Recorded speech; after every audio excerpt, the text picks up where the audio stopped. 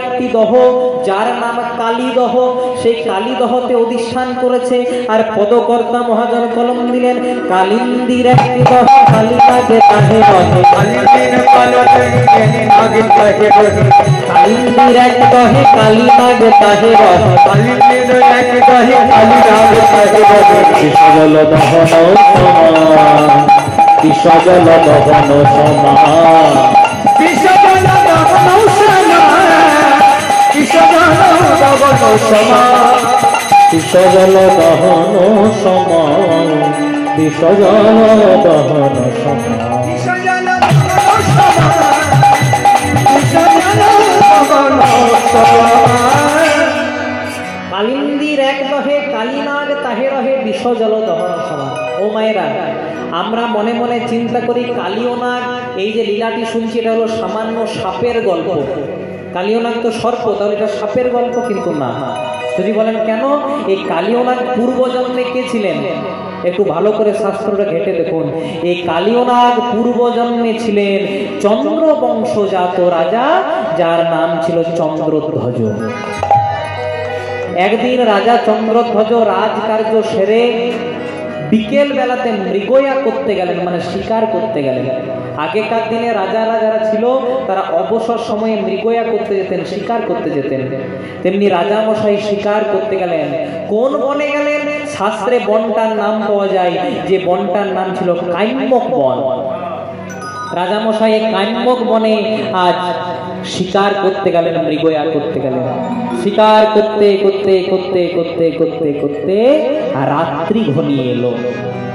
রাজা মনে মনে চিন্তা করলেন, এই রাত্রিবেলায় এই বনের মধ্যে এত হিংস্র পশু আছে, অনেক দূর রাস্তা, অনেক বন জঙ্গল, তাহলে আজকে রাত্রিবেলায় তো আর বাড়ি ফিরতে পারবো না।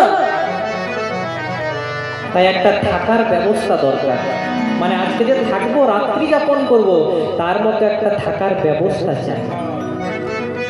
রাজা তার সৈন্য সামন্তদেরকে নির্দেশ দিলেন, চতুর্দিকে খুঁজে এসো, চতুর্দিকে খুঁজে এসো। আজকে রাত্রিবেলায় যেন আমার একটা বাসস্থান করতে পারো, এই রাত্রিবেলায় আমি এখানে থাকবো, ঘুমাবো, সেই একটা বাসস্থান তাড়াতাড়ি খুঁজতে শুরু করো।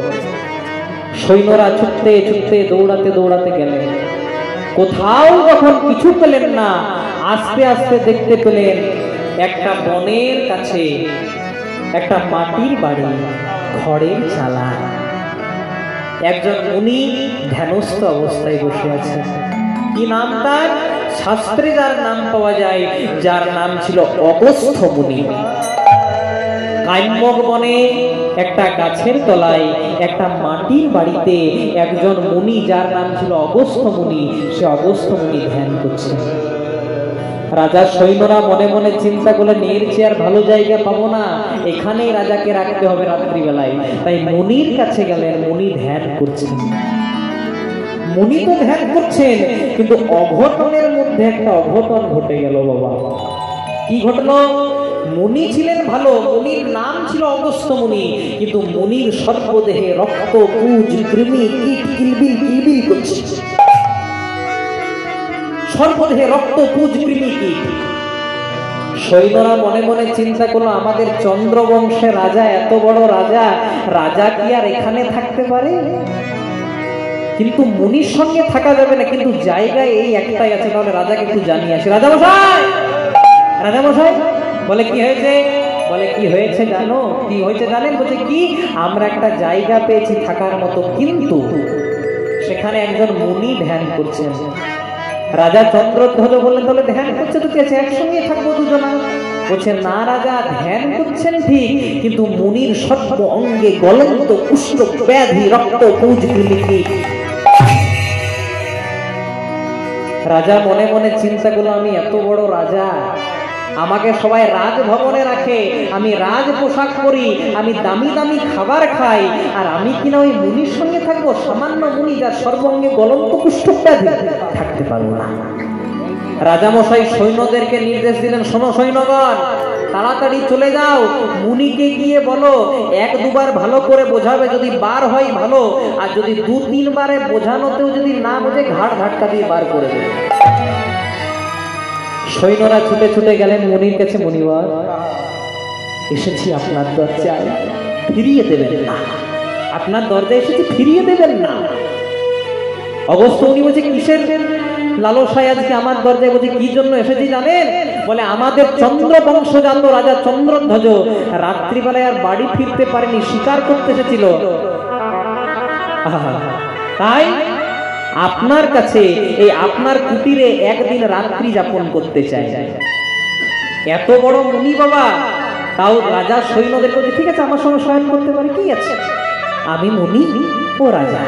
কিন্তু সব শেষে আমাদের পরিচয়, আমরা তো মানুষ, আমরা তো নিজেদের উপকার করব, আমরা সমাজের মানুষ। তাহলে রাজাকে বলো যেন আমার সঙ্গে থেকে যে আমার কোনো অসুবিধা নেই। আস্তে রাজার সৈন্যরা বললেন মুনিবর আপনার অসুবিধা নাই, কিন্তু অসুবিধা হচ্ছে আমাদের রাজা। কি বলছো? আমার কুটির আর তোমার রাজার অসুবিধা? বলে হ্যাঁ রাজার অসুবিধা। বলে কি অসুবিধা?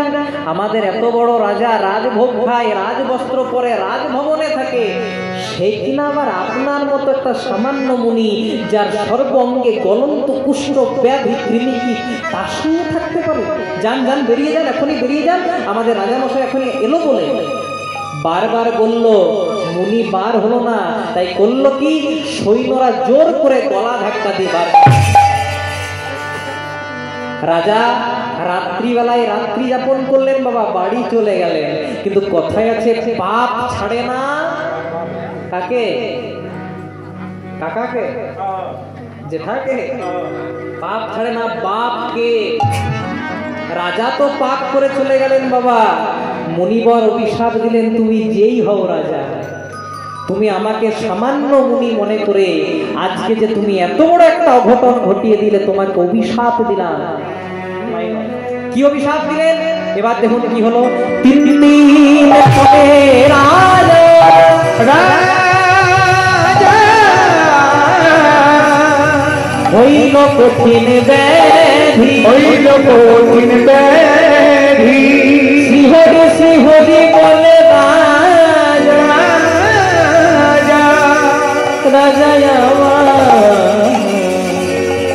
কানে নীরব,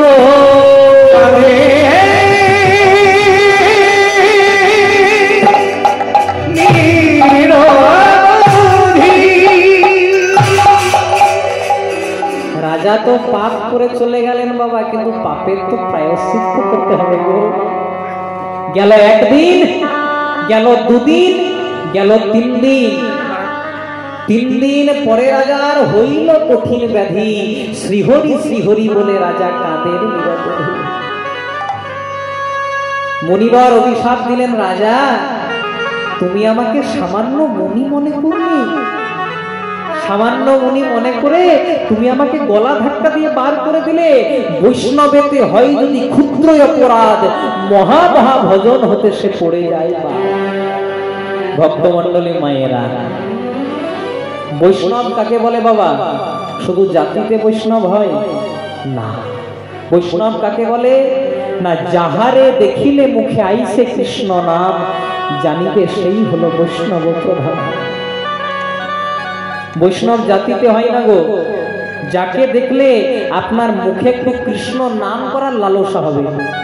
এই এমন ব্যক্তি যার পরশে আপনার একটু কৃষ্ণ চিন্তার উদয় হবে, সে হবে বৈষ্ণব। দেখবেন যারা প্রকৃত বৈষ্ণব হয় বাবা, তারা কিন্তু সবার বাড়িতে সেবা নেয় না। প্রকৃত বৈষ্ণব দেখুন, প্রকৃত সাধু দেখুন, প্রকৃত মহাত্মা দেখুন, সবার বাড়িতে সেবা নেবে না। কেন? জাতির জন্য না। মুনির কাছে কে ব্রাহ্মণ, কে বৈষ্ণব, কে শূদ্র, কে বাউরি, কে এসব কোনো ম্যাটার করে না, এসব কোনো ব্যাপার থাকে না। তাহলে যারা বৈষ্ণব তারা সবার বাড়িতে সেবা নেই না কেন? কারণ বৈষ্ণবদের একটু ভয় থাকে। কি ভয়? যার বাড়িতে আমি সেবা পাচ্ছি তার অন্নটা পাপান্ন নয় তো, মানে সে যে আমাকে অন্ন দিচ্ছে সে সেটাকে পাপ করে অর্জন করছে না তো, তারপর আমাকে দিচ্ছে না তো। কেন বলুন তো? কারণ যার শরীরে একটু পাপের অন্ন প্রবেশ করে, সে যত বড়ই সৎ হোক, তার এক না এক সময় একবার হলেও একটা পাপ তার অন্য মনস্ক অবস্থাতে হলে হয়ে যায়।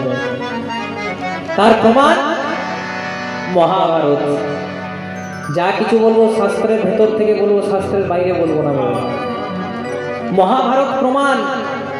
দ্রৌপদীর চুলের মুঠিটাকে ধরে পাশা খেলাতে যেদিন দ্রৌপদীকে হেরে গেল পঞ্চ পাণ্ডব, সেদিন দুর্যোধন দুঃশাসনকে আদেশ দিল, দুঃশাসন দেরি করিস না ভাই, ওই পাণ্ডবদের যেটা অহংকার, কুলের কুলবধূ ওই দ্রৌপদীর চুলের মুঠিটাকে ধরে এনে সভার মাঝে বস্ত্রহরণ করে দেয়। কারণ কারো স্ত্রীর যদি লজ্জা চলে যায় তাহলে তাদের স্বামীরও লজ্জা চলে যায়, তাহলে স্ত্রীর বস্ত্রহরণ শুরু কর। পঞ্চ পাণ্ডবের স্ত্রী দ্রৌপদীকে এনে শুরু হলো বস্ত্রহরণ। বস্ত্রহরণ হওয়ার আগে মুহূর্ত পর্যন্ত দ্রৌপদী কাকে ডেকেছিল মা? গোবিন্দকে না, ভগবানকে ডাকার আগে দ্রৌপদী একজনাকে ডেকেছিল, যার নাম ছিল পিতামহ ভীষ্ম। ভীষ্মের কাছে দ্রৌপদী কেঁদে কেঁদে বলেছিল, দাদু দাদু